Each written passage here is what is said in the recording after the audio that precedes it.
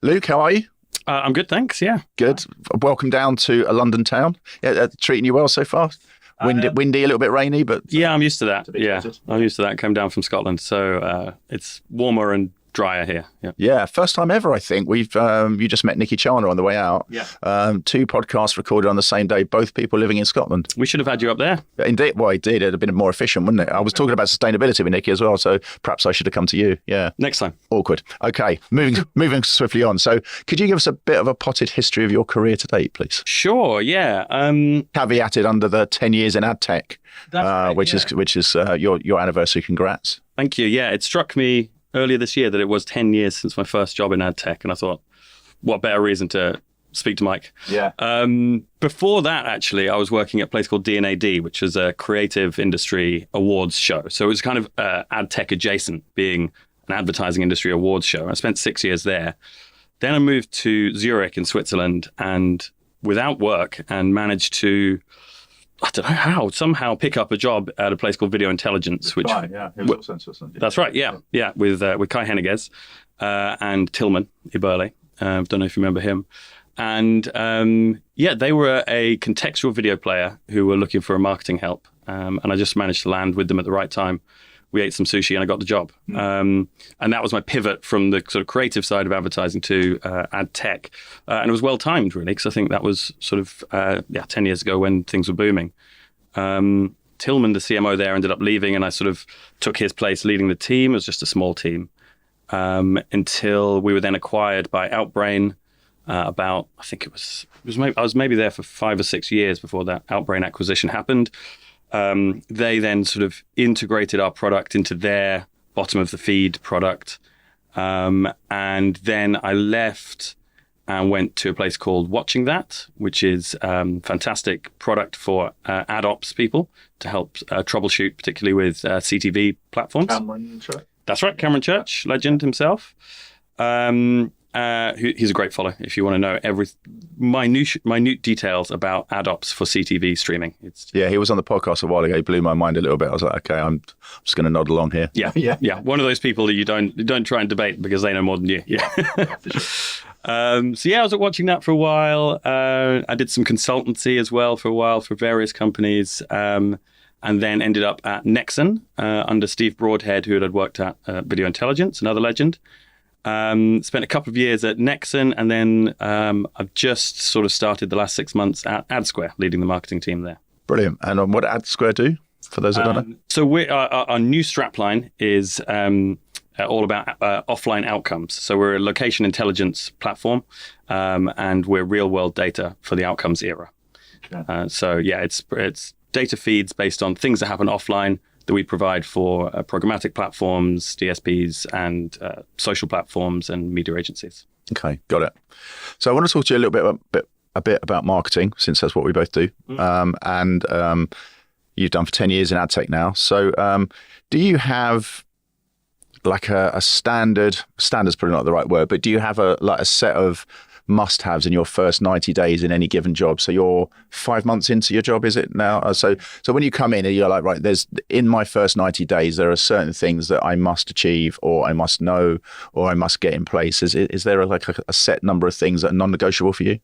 No, I don't. I definitely don't have set non-negotiables. I think that first period is really important. Given the complexity of what a lot of these places do, you can't be expected to understand the ins and outs of the product and therefore the marketing priorities from the outset. So your first 30, 60, 90 days will be catching up with the product and immersing yourself with how it works, why it works, what the technical aspects are, and then what the sort of marketing aspect of it is. But obviously, whilst you're getting up to speed at that, the marketing doesn't stop and wait for you. I was very lucky joining Adsquare that there's a good team in place who were able to continue flying the plane whilst I sort of learned how to build it. So having that in place was amazing. But it's been different everywhere I've worked. Some bigger companies, obviously, you've got more time and space to get up to speed. But at startups, you just need to hit the ground running. And I think it comes down to decision making, which is so much of what marketing is. It's making the right decisions.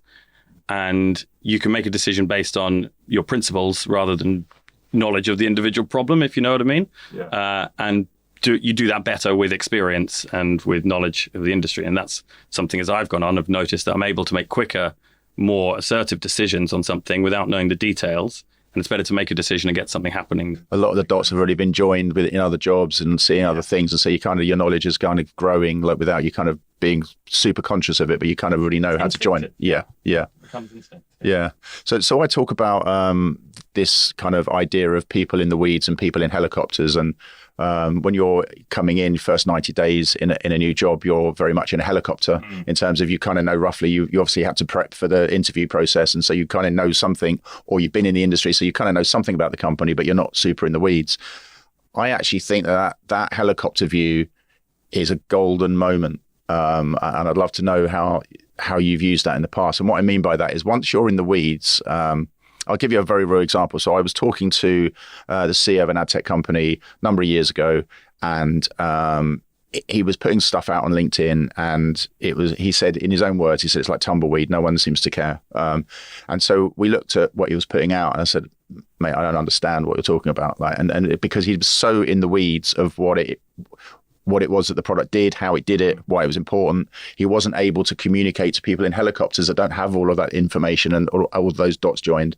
And I think when you go into a new marketing job, you've got that helicopter view, right? And like you should protect it because sooner or later you're going to be in the weeds with everyone else, right? So how have you used that kind of view to maybe challenge how people do things, look at the marketing strategy and say, well, why are we doing it that way? And maybe bring fresh perspectives that people in the business just can't do. Your theory is absolutely right. You do have that external view, especially with marketing, is so valuable because anything that you create or produce or put out there is consumed by people in helicopters who can't see what you can see. So if you're able to judge things from a helicopter perspective, you have much better sort of perspective on what's happening. So you've got to maintain being in the helicopter when you come into a job, but also understand the weeds. And I think that's easier when you have a team who can do more of the on-the-ground work and you can take a step back and so on. We have something at Adsquare where we make sure we allocate time to what we call working on the business rather than working in the business. So, for example, I book out a couple of hours every week called Clarity. That's called Clarity in my calendar. And that's just where I can take a step back, look at everything that's happening, probably get an A3 bit of paper out and some colored pens and really work on the business, work on the problems, rather than working in, which is the weeds that you talked about, which you have to do to keep things running. So I think just blocking out time to take a step back and get that perspective can be done if you build time in to do it before your calendar gets booked up. Yeah, that's that. I've got, and it's so difficult. We're a small team at 6 hours. I try and block out Friday afternoon to work on the business, but sometimes that doesn't work. So it ends up being Saturday morning or something. But yeah, you're right. It has to be in the calendar. I'm a massive believer of you got your to-do list and then you block out time where you clump those to-dos together into certain sort of types. So I've got to send like 100 emails. I've got to write 15 bits of content or whatever. And then you block all that out. But then there has to be time there that goes, you call it clarity time. I call it work. I don't know what I call it actually. It's just a different color. I can't remember what I call it. But do not book. So everyone else looking at it, don't touch that. Yeah. It doesn't always work. No, it's also great to change your context for that time as well. So whether it's going to a cafe or a co-working space or whatever it is, actually moving from your desk to get that clarity really helps as well. Yeah, 100%. I like working from home, but sometimes it's too much. I have to get out. I really like, I've got a membership at David Lloyd and the team come together once a week there. I quite like that environment because there's stuff going on and there's noise, so it's not silent, but the noise isn't directed at you and doesn't require an answer from you. So it's kind of ambient noise. It's kind of like, it's like white noise that helps you think.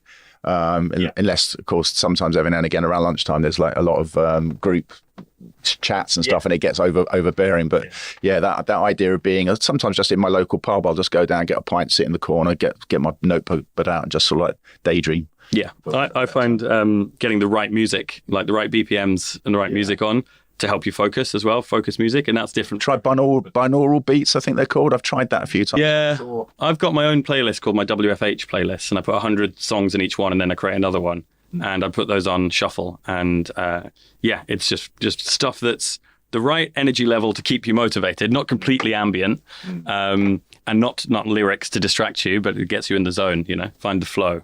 Yeah. Yeah. Cool. Yeah, I don't know if I've gone that programmatic with that yet, but I've some certain music does seem to lend itself to it, but I haven't done it on purpose, if that makes sense. So I have to stumble it. Thank you. Yeah, that'll be good. So talking about marketing then. So every CEO that you've ever worked for in that AdTech journey so far has probably had a slightly different view on what marketing's job is, but typically it's about driving revenue down the line, right? So that's fine. That makes sense. That's the way it should be. But it's very difficult, I think, to link top of the funnel stuff to bottom of the funnel revenue. For example, some of our clients have had inbound LinkedIn messages that said, "I've seen what you've been writing. I like your stuff. I want to have a conversation." That's really measurable. That's brilliant. But most people won't do that. Most people will take in the information and then at a future date maybe talk to sales, and then linking those two.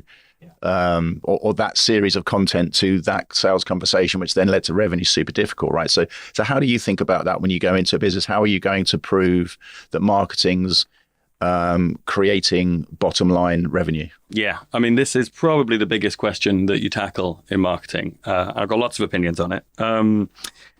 Firstly, I think, as you said, there's lots of factors that contribute to a sale, and it's very tempting to, in your CRM, do an attribution so you can attribute, an event to X amount of leads. In fact, we've got this Adsquare. We can say we spent X amount on an event and it resulted in Y amount of leads, and the value of those leads were Z amount of opportunities. So you can put a price on it, but if you do that, you're kind of reducing the value of that event just to leads and opportunities, where in fact there's a brand value that isn't quite so demonstrable, that isn't quite so tangible. And that's the big challenge of marketing, to prove that. Marketing essentially is a multiplier effect, right? You put X amount of budget into marketing, and marketing converts that into Y amount of business. And the job of the marketer is to optimize what comes in to what comes out. It's to make the right decisions. We talked about decision making. It's about the right decisions that are going to maximize profit down the line. Some of that is a sales sort of related activity, and some of it is brand related activity. Mm-hmm. So I think that the goal is to not just do like that last touch attribution piece, but it's to calculate sort of multiple impacts on revenue. So if you have like a contact or a lead, to record all the marketing touch points that they've actually encountered. And then you get a broader picture of how things influence what eventually will be a sale, including brand activities. They attended an event we sponsored or something like that. It's harder with press and PR. It's very, very difficult. You're comparing apples and oranges. Yeah. But it's also difficult to convince other people of the value of brand, right? The example I use, so I get loads of spam emails, a lot of it sloppy, but spam, right? AI generated spam. Get loads of these all the time. So I don't open all the cold outreach emails I get.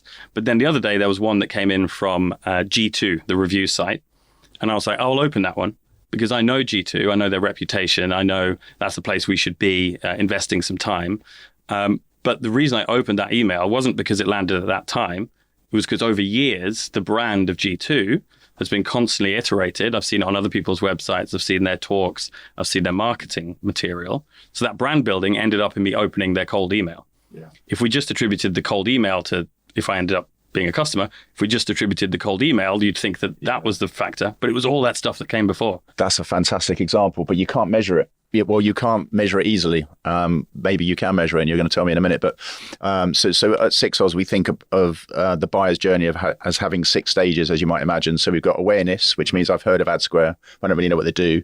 You've got the next stage 2 is familiarity, which is like a deeper version of awareness. So I know who you are, what you do, how you do it, who you do it with, and why I should care. And for evolutionary reasons, we tend to like and trust people and things that we're more familiar with. So trust is the third stage in the buyer's journey. Now, your example of an event, being at an event, being there for brand, there's an element of costly signaling. It's a behavioral science thing that I got off the late Sam Tatum of Ogilvy, which means that if you know that it costs somebody a lot of time and effort and money to be there, then that's a trust signal, right? So from a human point of view, we tend to trust that, but you can't measure it because it's happening inside people's brains, and they don't click a like for you and go, oh, I really trust you now. So it's really super difficult, right? But so I think there has to be an element of trust in the process and the science behind marketing. It just does. People will become more familiar with you, which means Rory Sutherland says the CEO starts returning your calls. People start returning your calls. They'll open your emails. Yeah. All of that kind of stuff does happen, and we bang this drum ferociously that you have to be familiar before you land in the inbox because of spam. Did you call it? I love that. It's a new word. I've not heard that one yet.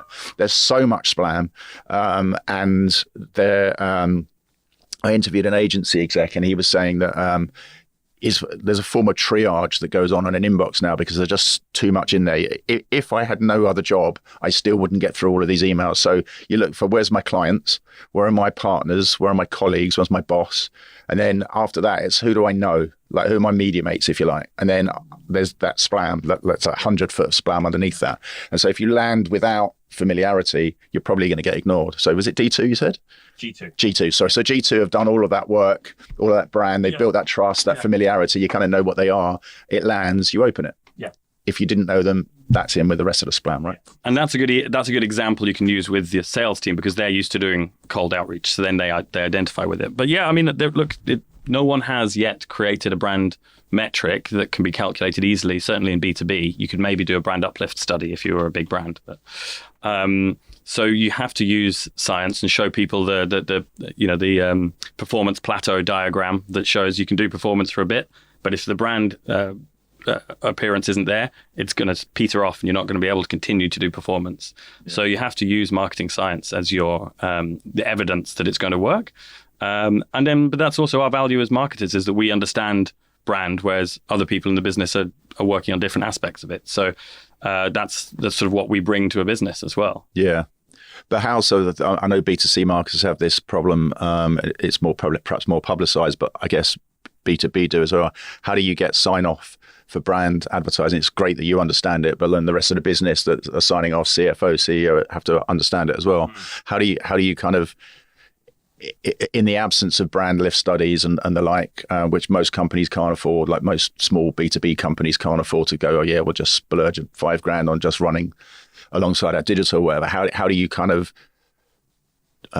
champion the role of brand, I guess? I guess the closest thing we've done is created a brand score. So you can basically score any activity by putting in a number of factors and calculating the reach that it's going to have, which could be across press or events or any other brand activity. The reach it's going to have, the number of people it's going to reach, the seniority of the people you're going to influence. And there's a bit of knowledgeable guesswork in there, but you can basically create a multiplier where you can score any activity. That's an output score of marketing. Like, we did this and this is how we rate it. It's not the outcome of what activity it triggered down the line, but that's about as close as I've managed to get with it, is to score each activity so that then you can justify budget spend on it if you take the thesis that brand activity is worth investing in. And I don't think there's a business that doesn't believe in brand activity these days. I think those heady days of pure performance are behind us, and people have understood that the brands that weather the storm, that have longevity, have invested in brand. All right. So digging into that then, because that sounds interesting, but I had a red flag that came up immediately. So how do you take something like, for example, a stand-up Madfest that, let's say, reached 5,000 people and cost 30 grand, let's say, with a LinkedIn campaign that reached 10,000 people, cost 2 grand, but that was in the physical world and there was more interactions there, and this is like a very linear process. Like how do those two things coexist in that metric and that framework that you're talking about? Well, you probably have to allocate a certain amount at the start, like when you're budgeting and saying, right, this year, we know that if we invest 60% in, we know the 60-40 rule. So if we invest 60% in brand and 40% in sales activity, and we take that as a thesis to start with the budget spend, then you don't need to justify that you're going to spend on brand. It's just how do you maximize that multiplier we talked about earlier? How do you make sure the decisions you make, whether it's MadFest or Possible or Cannes or DMexco, which of those is going to be the biggest multiplier? And that's how creating a little scoring rubric for yourself can help you make those decisions. But it's also how that experience and knowledge of that industry that we're in that has evolved over time comes into play as well. You know the events that are premium and you know the events that are cheaper, let's say, by instinct, by reputation, by knowledge. And I think, marketing isn't an exact science in that sense. It requires that experience to bring to it as well. And that's sort of why people hire marketers, I think. Yeah.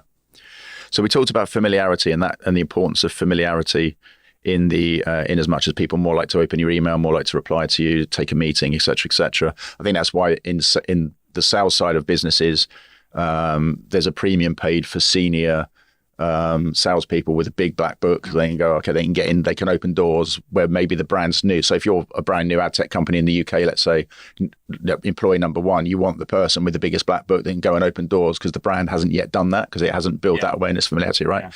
Yeah. And so that's familiarity. So one of the biggest drivers, I think, which is so intangible, which makes it really frustrating, I guess, is trust. Is like, do I trust that this brand will do what they say they will do and nothing bad will happen to me and my clients or whatever if we work with them, right? But it's really hard to, it's probably not as hard to build as it is to measure that it's been built, if that makes sense. Yeah. So how do you think about trust? Is that like a key part of your marketing thought process? How are we going to build trust? Yeah, I guess it is. I mean, there's various factors that go into trust. I think, like, for example, authenticity is a key one of them. Like, people who are authentic, you naturally trust because you know they're not trying to hide anything. And authenticity is connected to transparency. So there's various things you can do. Like, I love watching people who do the whole building in public sort of strategy. Like Chalice AI are a great example for Adam Heimlich there will just do podcasts. He'll talk to camera for hours. He'll wonder out loud. He'll sort of explain diagrams and say, we're trying to do this. And there are others who do it really well as well. And I think that really builds that shows authenticity because there's no hiding if you're building in public, So I really like that strategy. It's not for everyone. It's definitely an early stage startup strategy. But that's one way to do it. And the other is to just sort of embed it in your values as well. At Adsquare, we have one of our values is no BS. And we live by that every day. Like in a meeting, if we have to make a decision, it's like, well, let's look at our values and make the decision that aligns with our values, So I think, authenticity, it's probably the defining term of our age, I think. Authenticity is overused in marketing. You often get people who are trying to be authentic, which immediately is a red flag because if you're trying to be authentic, you're not being authentic. Yeah. So it's a very hard thing to do. It's kind of why I tell my terrible dad jokes out in public. I just think, well, that's who I am. I found that funny. You probably didn't, but it's just me. Yeah, and I think when you start your career as well, you're often trying to be someone different at work or trying to put on a work persona. Yeah. And you do realize as you go on that you can't hide your true self from your industry or your work. I mean, anyone who knows me from that I've worked with or from WhatsApp communities or whatever will know that I'm bad at hiding my true self.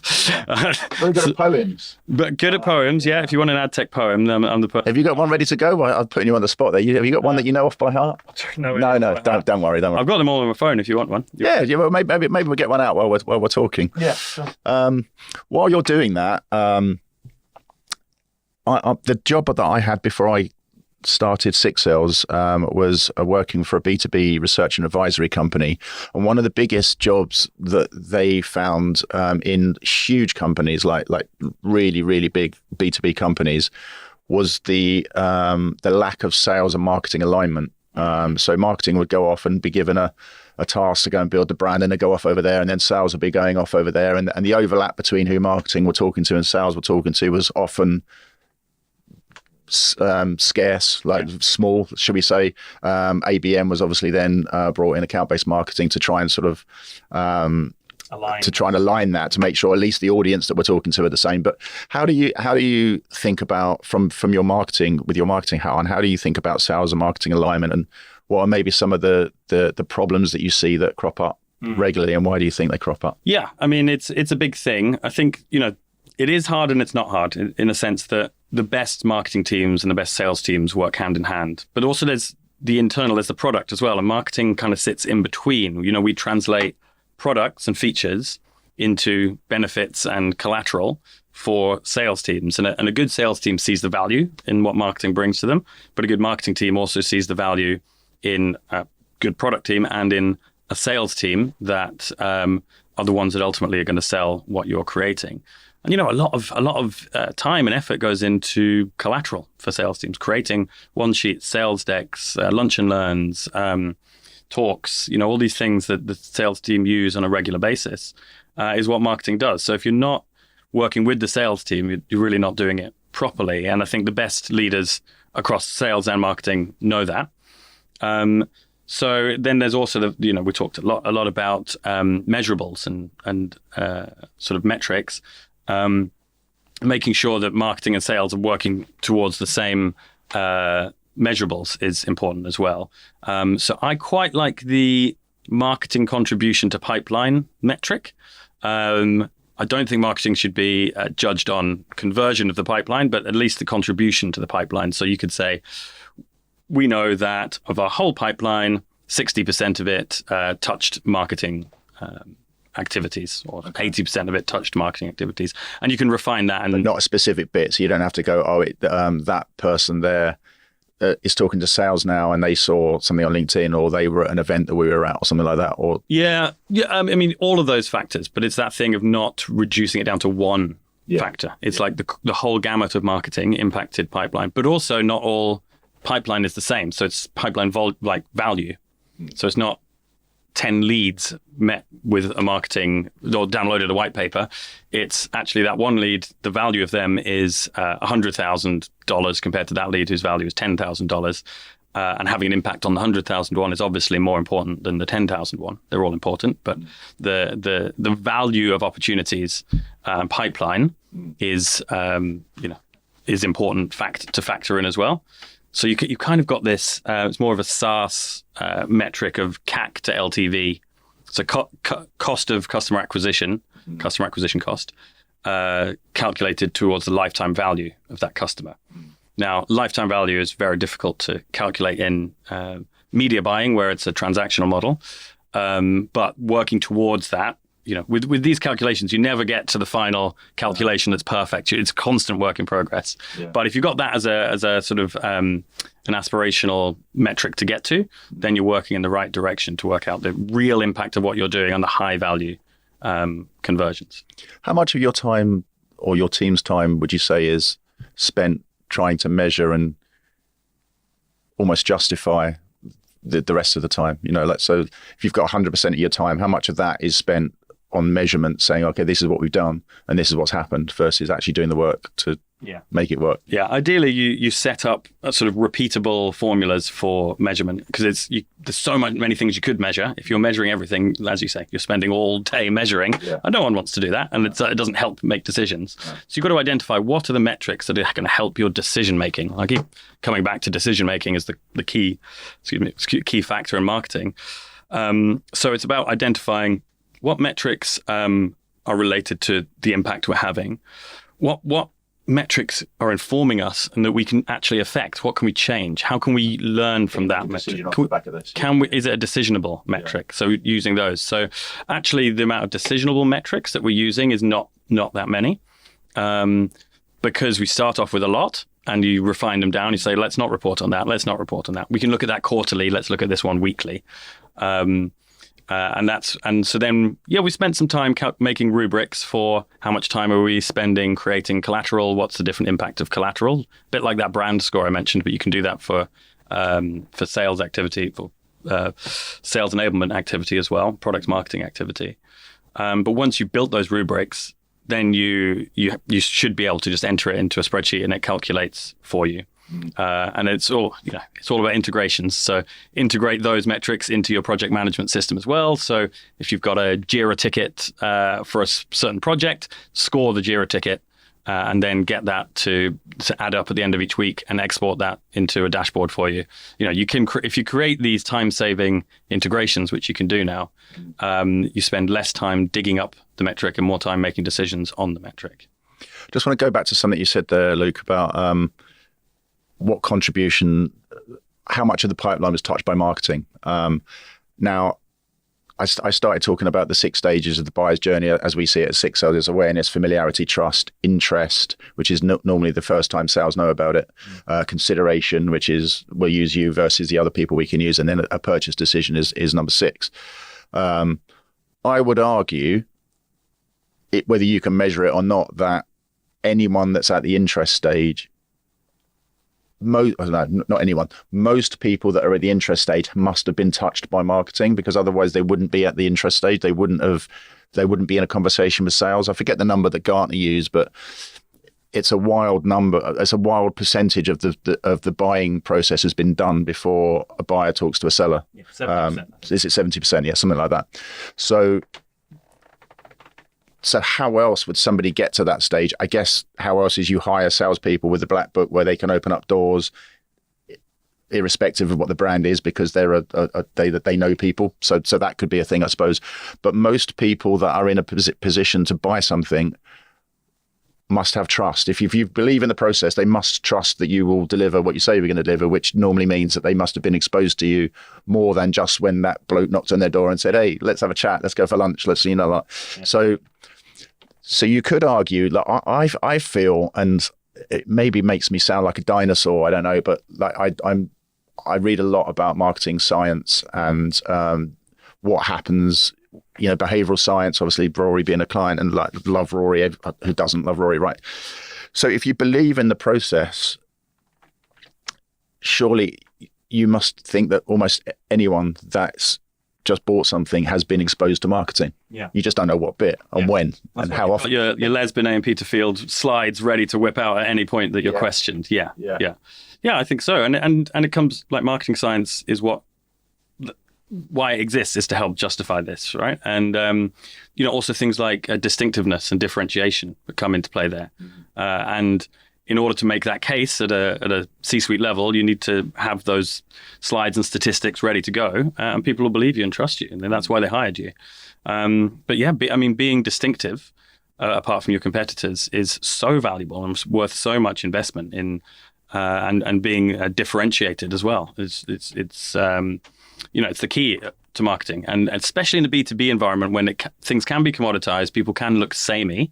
If you can do something that's different, that's creative, that's memorable, and also make your brand synonymous with what you do, that's when you start to see success. It's like, we are the people. When you think of one thing, you go to them. So, for example, in the old days when Teads created the Outstream format, if you said Outstream, you would immediately think Teads, for example. Yeah. Contextual, you would think Gum Gum, right? It's those people have worked so hard over years on doing creative marketing activities. I mean, Gum Gum's whole mindset matrix concept is brilliant. It's they've been doing it for years. They've evolved it and added bits to it. But over time, they just become synonymous with contextual. So if I wanted a contextual vendor, they would be the people I think of, and they would be who I go to. How do they prove that? I don't know, but they had obviously trusted and invested in creativity as a sort of a standard that they wanted to adhere to. Yeah, that's a really interesting point, and I agree with that. Like 100% what you just said there. Outstream, I think Teads, like that makes total sense. But is that the right thing? Just playing devil's advocate for a minute, is that the right thing for them to align to? Because if I'm working in a media agency or a marketer, a client direct, am I thinking I need an Outstream partner? Probably not. I'm thinking, how do I reach this audience as effectively as possible with my video asset? So I'm maybe not thinking Outstream. Yeah. So the clients that we've worked with at Six Sales since 2018, the ones that have got the most inbound are the ones that are able to articulate an actual problem statement that clients have. So if it's reach this audience with video, without using YouTube. I don't know, like whatever the problem is that somebody's trying to solve. So I wonder if aligning to problem statements is a better use of marketing resource than a format, for example. Yeah, format maybe. I mean, I think you need both, right? You need the I'm not going to call it abstract. I'm going to call it elevated. The elevated positioning that allows you to own a topic. But let's take Teeds as the example. Their clients were both publishers. They needed publishers to use their solution, but they also needed to sell their media to agencies and brands and platforms. And so they actually have two very different client types and two different approaches. They probably wanted to attract data partners as well. So there's a third one in there. So they have their overarching positioning. Then how do you activate that positioning is the question. That's where it comes to solving client problems. But I believe in having a elevated positioning statement that allows you to talk at a higher level than just your product. And then it just makes you more interesting. People want to hear from you. You're adding value to your customers as well and to your clients and to people who listen to you. And I think we haven't touched on this, but I think marketing should always be bringing value to people rather than just talking about yourself the whole time. It's putting relate your product to the value, but like when you create a downloadable white paper, if that's just a white paper about your solutions, that's fine. But if it's a white paper that tells someone how to solve client problems, then you're bringing value. Then you're justifying that download from people. They'll give you your email address. They'll open your emails. They'll come to your events. Yeah. If you can go on stage, the most memorable talks you see on stage are not the person who goes and pays £10,000 to do a pitch to you for 10 minutes. It's the person who gives original research or the person who's brought some amazing case studies and got a client on stage. It's when they add value to the people that you remember them and that you... I won't name them because it's not fair, but I've seen a few really big tech companies that are in the advertising space that seem to just play you a series of adverts on stage. And here's another advert of ours. I'm like, why would I want to watch this? This is insane.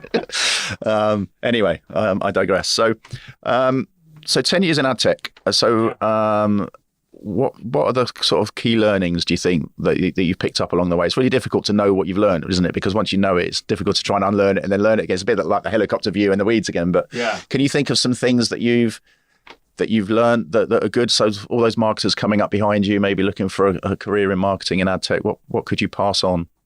Yeah, I think, 10 years, it feels like a long time, but there's people who've been doing it 20 years, 30 years now. So I've still got a lot to learn, and that's exciting as well. Also, everything changes. So what we knew 3 years ago is redundant now because everything, like the way marketing operates is just evolving so quickly. And I guess that's, for people, when I speak to my team, for example, I try and say, look, the tools that we have now, and we've got this far without mentioning it, but the AI tools are brilliant for certain things, and it's knowing when to use things and when not to use things.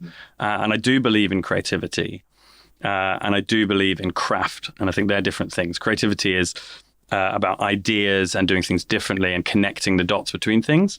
And craft is spending time with your writing to finesse it and to make it interesting and to make it appeal to people, or spending time with an image to make sure it tells a story properly and ensure that it's done properly, or with a sales deck and making sure the text is laid out properly and the images all work together and it's consistent. So craft is something that I think is often completely forgotten in B2B marketing and is super important, aside from creativity, which is also not always overlooked because there are some very creative B2B marketers. I really love that, the way you frame that creativity and craft. Do you think that we're at risk of losing craft and pressing the quick and easy button of LLMs and just get it to spit out copy? Yeah, I mean, it's happening as we speak everywhere. I mean, slopograms are everywhere, or like these sloppy diagrams that you can just put into an AI and it comes out with a diagram where the X and Y axes bear no resemblance to each other, where there's no points plotted, where it's just fantasy, or it's created a double helix mechanism that makes no sense. And it's so easy now to churn out a diagram, pop it on LinkedIn, and think you've done something without actually questioning what you're doing. So, yeah, I would say this thing like, be careful your AI is showing. It's like, use AI for research, for strategy, but if I can read that it's AI, and if you can't be bothered to write something, why would I be bothered to read it? 100%. And I think that's even more important for people. I think some brands might be able to get away if they're just trying to. Well, no, I think it's important for both, but I think it's even more important for people, because if you look at somebody on LinkedIn, you know, that's definitely been written by AI. You can see by the formatting, there's those weird 3 sentences at the end that are just bang, bang, bang, and then carry on.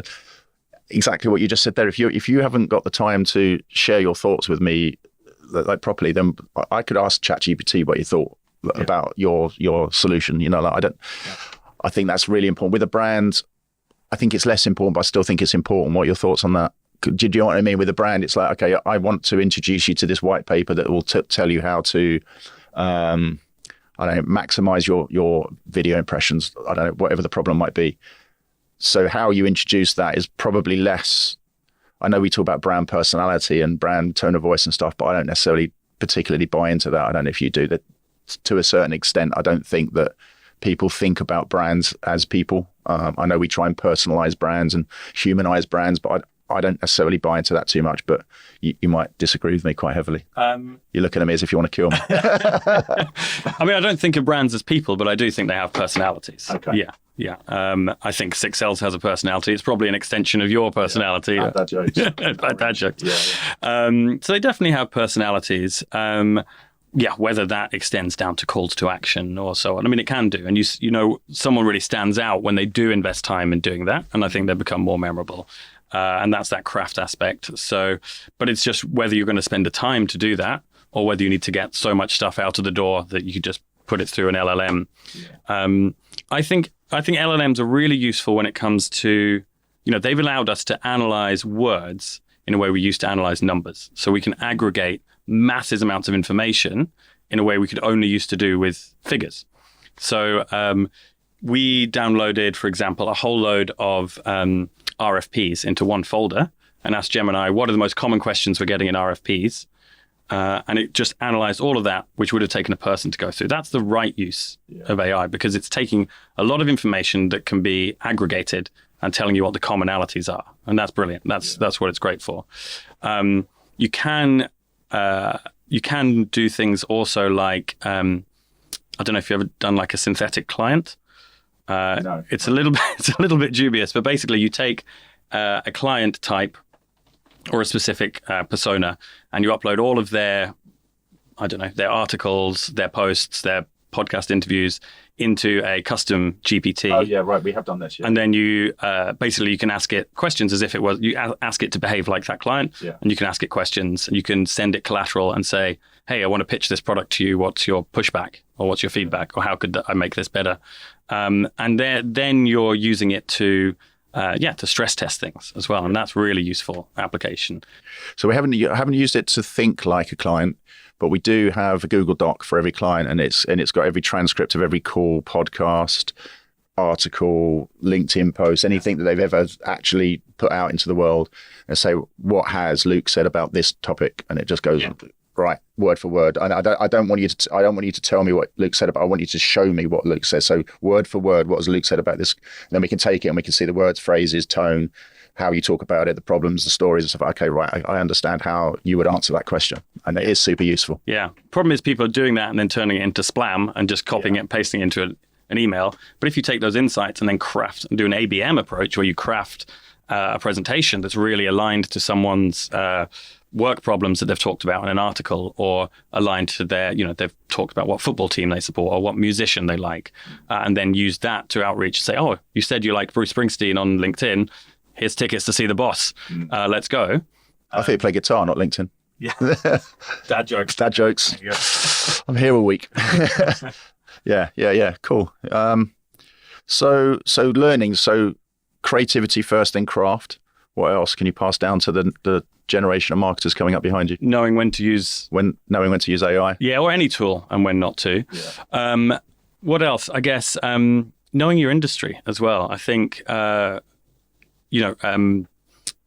if you want a career, for example, in AdTech, then focus on AdTech. And the more you can niche yourself and specialize, the more you'll be valuable to people, because that specialist knowledge becomes harder and harder as you go on in your career to acquire. And if you're jumping across verticals or jumping across industries all the time, that's great. You get a broader set of experiences, and it's really interesting to speak to people from other sectors. But if you can really own a niche and become the person who knows about, ad tech for contextual video, then that puts you in such a powerful position when that right job comes up that you really want. You could say, well, I always say Paul Gubbins has done that so well with CTV, hasn't he? Like, he's built a brand around being the CTV expert. Yeah, exactly. And I think that's a great model to follow, is to become an expert in something. And it doesn't need to be like all over LinkedIn.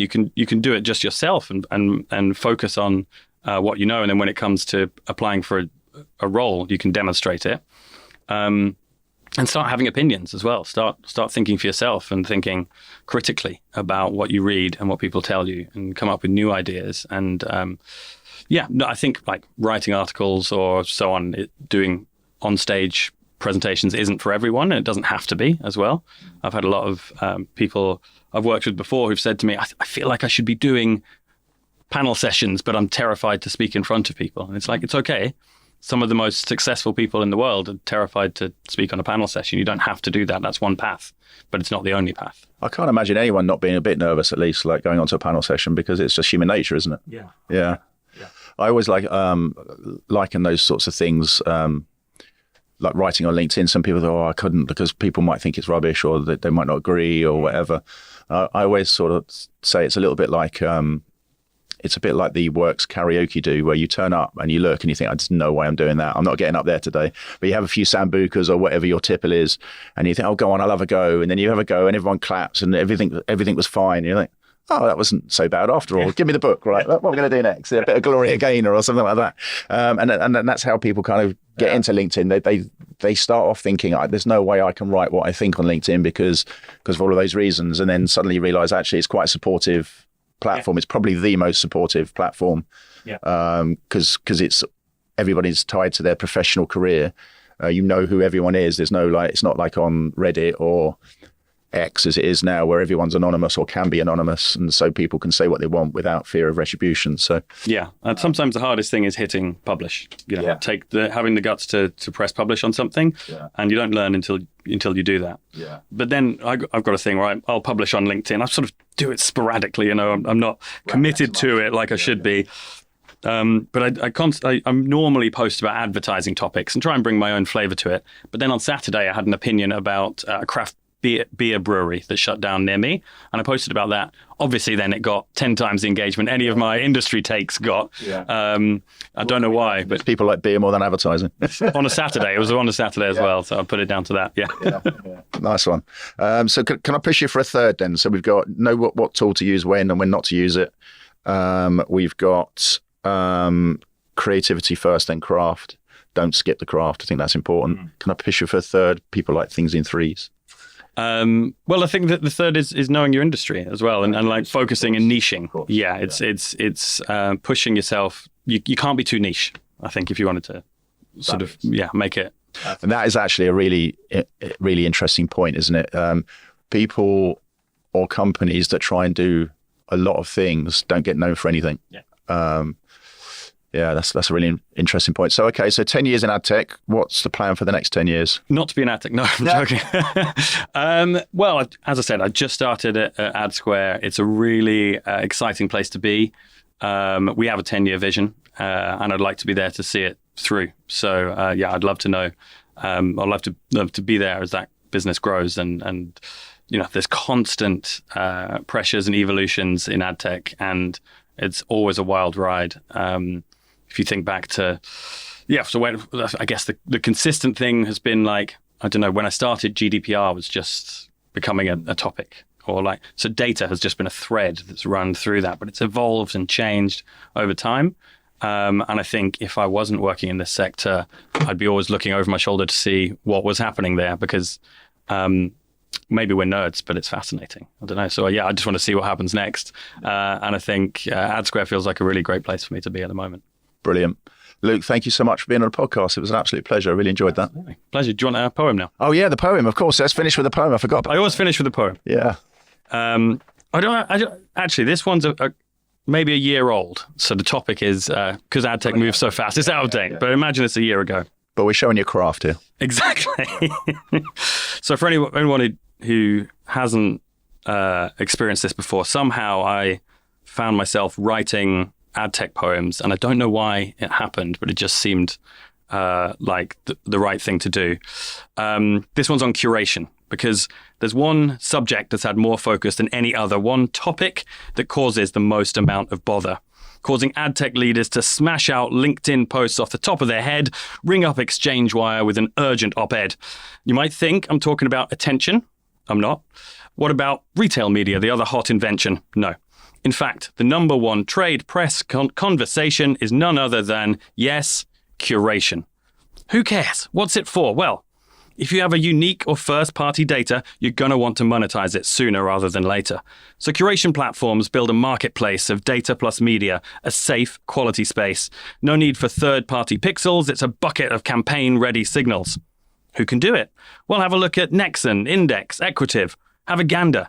And of course, there's the OGs, Xandr, RIP. Or there are the brands who've really made it focal, like Audigent, Accurate, or Multilocal. All of them providing a platform for data and media to combine, to congeal, for a highly tailored, handmade deal, formed, packaged up, ready for activation. That's the beauty of good curation. That's amazing. No one has ever finished a podcast like that. I love that. I'm going to make that a clip in its own right, and we can share that far and wide. That's brilliant. You're wasted in marketing. I know, yeah. Right. In 10 years, I'll be a AdTech poet. Yeah, for sure. Has there ever been a stand-up comedian that has focused on AdTech? Maybe that's your new niche. I think that should be yours. Oh, goodness me, no. Pivot the dad jokes. My stomach just went over just thinking about it. Luke, thanks so much for being on the podcast and for the poem. That was an amazing way to finish. Anytime. I've got more. Yeah, they're a week.